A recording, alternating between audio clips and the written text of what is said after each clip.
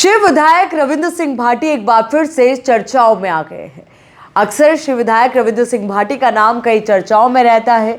उनके बयान वायरल होते हैं, ट्रेंड करते हैं। उनके द्वारा डाले गए सोशल मीडिया प्लेटफॉर्म्स पर वीडियो चंद मिनटों में वायरल हो जाते हैं। तो वहीं चर्चाओं के साथ साथ कई बार इनका नाम कई विवादों के साथ भी जुड़ जाता है। अब ऐसा ही कुछ मामला सामने आया है।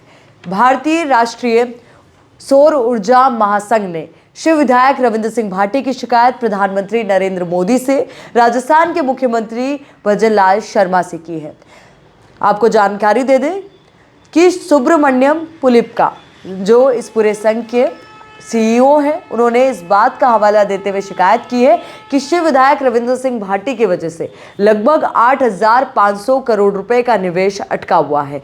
और साथ ही उन्होंने शिकायत में ये बात भी कही है कि अगर आपने उन्हें नहीं रोका तो आने वाले वक्त में राजस्थान का ऑप्शन ढूंढा जाएगा और जो कंपनियां हैं वो निवेश के लिए राजस्थान को छोड़कर अदर ऑप्शंस की ओर फॉरवर्ड होंगी। क्या पूरा मामला है वो हम आपको बताएंगे। इसको लेकर के रविंद्र सिंह भाटी ने क्या बयान दिया है, उनका क्या पक्ष है, ये भी आपको बताएंगे। क्या ये पूरा मसला है, इससे जुड़ी एक एक जानकारी हम आपको बताएंगे।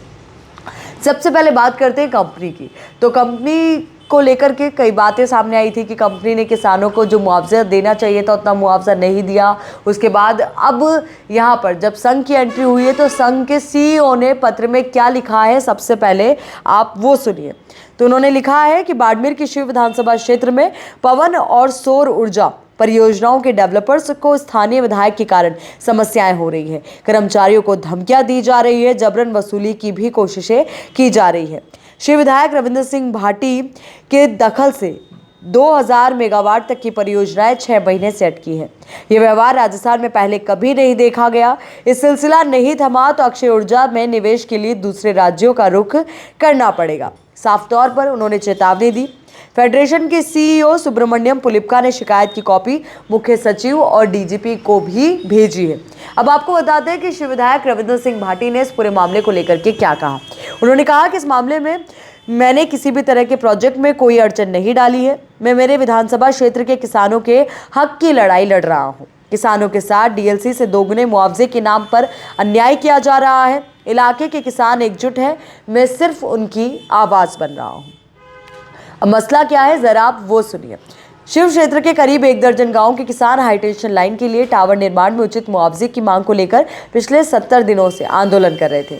टावर निर्माण के लिए मात्र 50,000 रुपये प्रति टावर मुआवजे की पेशकश से किसान असंतुष्ट थे। उन्होंने सम्मानजनक मुआवजे के लिए प्रोजेक्ट के काम को रुकवा दिया था। यह हाईटेंशन लाइन और टावर एनएसईएफआई के प्रोजेक्ट का हिस्सा है। ऐसे में एनएसईएफआई ने काम रुकवाने पर कड़ा रुख अपनाते हुए विधायक की शिकायत प्रधानमंत्री स्तर तक की है। अब आपको बताते हैं कि इस पूरे मामले का एक दिलचस्प मोड़ आप जिसे कह सकते हैं कि शुक्रवार को बाबा गरीबनाथ जी के मंदिर में एक बैठक होती है जिसमें किसान मौजूद रहते हैं, शिव विधायक रविंद्र सिंह भाटी मौजूद रहते हैं और कंपनी के बीच यहाँ पर वार्ता होती है।